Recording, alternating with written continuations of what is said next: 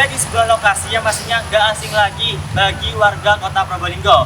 Nah, kita berada di mana nih guys? Taman Manual Kota Probolinggo.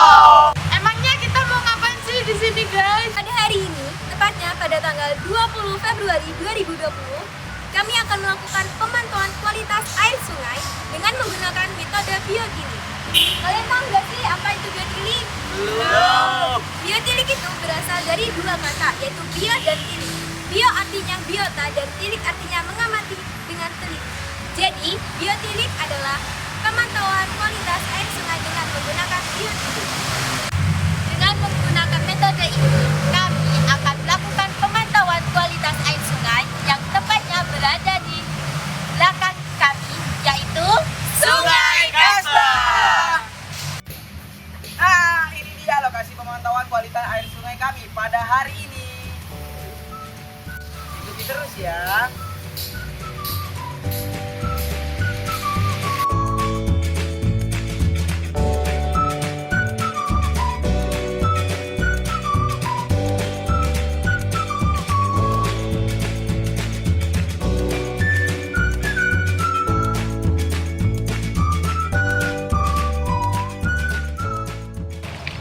Pengambilan sampel dimulai dari titik 1 atau arah hilir selama 1 menit dan dilanjutkan ke titik 2 dan 3 ke arah hulu. Nah, dalam pemantauan kali ini kami akan menggunakan 3 teknik, yaitu kicking, jabbing, dan scrubbing. Nah, teknik yang pertama yaitu teknik kicking. Teknik kicking dilakukan dengan cara meletakkan jaring dengan hulu jaring menghadap pada hulu sungai atau berlawanan dengan arus sungai. Selanjutnya, teknik kicking dilakukan dengan menggerakkan kaki dengan memutarkan kaki selama kurang lebih 1 menit. Teknik ini dilakukan untuk merangsang biota yang ada di dalam substrat agar keluar. Setelah melakukan teknik ini, angkat jaring ke atas permukaan air, lalu celupkan beberapa kali ke dalam air agar lumpur yang berada pada jaring hilang. Tujuannya agar mempermudah proses sortasi dan identifikasi.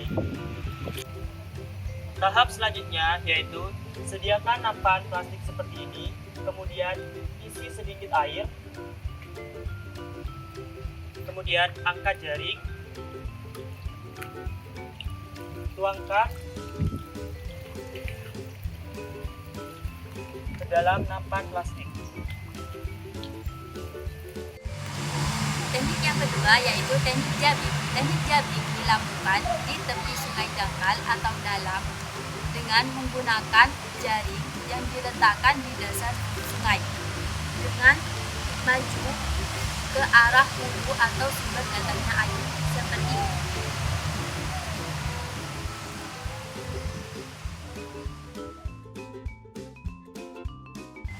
Nah, setelah itu guys, kita angkat jaring ke atas lalu celupkan jaring ke air beberapa kali hingga lumpur yang ada di dalamnya tidak ikut. Lalu letakkan ke tempat.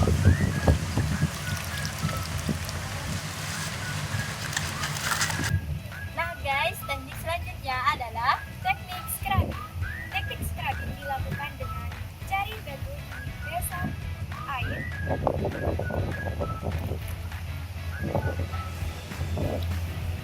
Dan batu tersebut harus sekepal tangan. Lalu, sikat batu menggunakan sikat gigi secara searah dan pelan-pelan agar biota yang menempel di batu tersebut tidak menempel. Nah guys, setelah kita mengambil sampel di sungai, step selanjutnya adalah sortasi dan pengidentifikasian. Hai guys, aku udah selesai nih teknik scrubbingnya. Kira-kira biotanya dapat banyak nggak? Banyak. Yaudah yuk, kita mulai perhitungannya sekarang. Nah, caranya adalah kita pindahkan biota-biota yang bergerak pada nampang plastik kepada wadah yang sudah disekat seperti ini. Kita kelompokkan menurut jenis-jenisnya masing-masing. Nah, untuk tahap sortasi, kita pindahkan biota yang ada pada nampan plastik ke dalam kotak bersekat seperti ini. Nah, ingat juga ya guys, pisahkan biota-biota tersebut menurut jenisnya. Ikan, berudu, katak, dan serangga tidak termasuk dalam biotilik ya guys. Jadi dilepaskan saja ya. Dalam pengambilan sampel kali ini, hewan yang kita ambil minimal 100 hewan ya guys. Yang hewan yang kita ambil itu termasuk jenis EPT dan non-EPT. Apa sih EPT itu? EPT yaitu Ephemeroptera, Lycoptera, dan Trichoptera yang merupakan hewan yang sensitif terhadap penurunan kualitas air. Kegiatan selanjutnya adalah identifikasi makroinvertebrata menggunakan panduan seperti ini.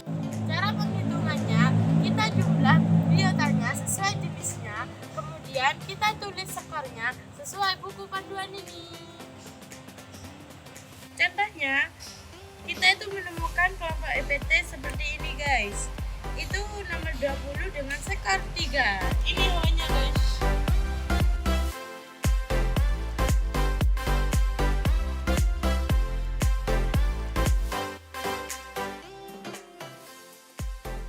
Untuk subtotal non-epifit jumlah individu, kita jumlahkan hasilnya 286. Dan untuk hasil skor dikali jumlah individu, totalnya 492. Dikali jumlah individu dari EPT dan non-EPT yang hasilnya 513. Untuk menghitung persentase kelimpahan EPT, kita menjumlah NEPT dibagi N kali 100%, yaitu 7 per 293 kali 100%, yang hasilnya 2,3%. Untuk menghitung indeks biotilik, nilai X dibagi nilai X, yaitu 513 dibagi 293, yang hasilnya 1,7.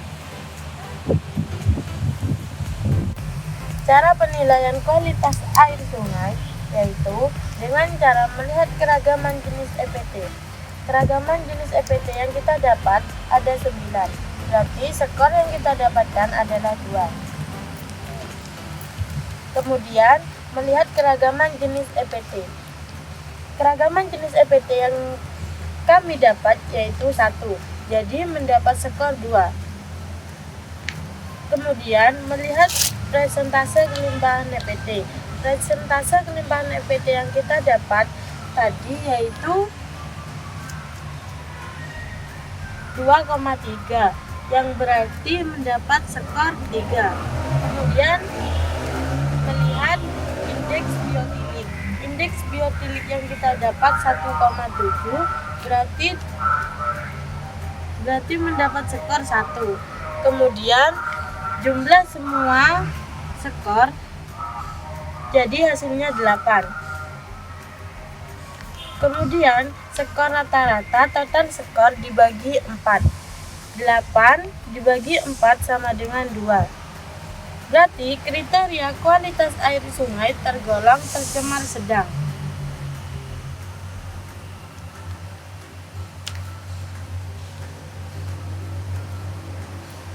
Penghitungan kualitas air dengan menggunakan metode biotilik dilakukan dengan penghitungan 4 parameter. Yang pertama, Keragaman jenis famili. Yang kedua, keragaman jenis EPT. Yang ketiga, Presentase kelimpahan EPT, dan yang terakhir Indeks biotilik. Nah, dari perhitungan 4 parameter tersebut, dapat disimpulkan bahwa saluran Kasbah tercemar sedang.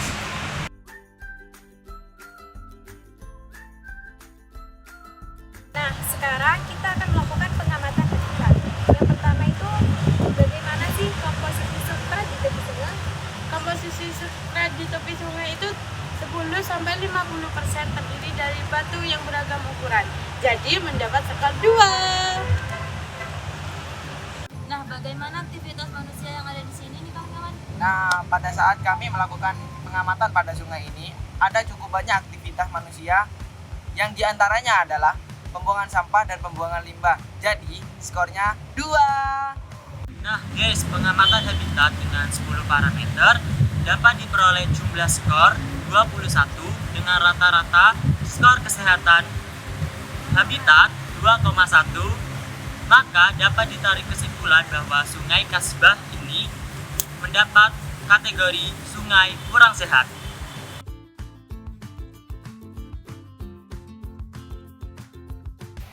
Karena kualitas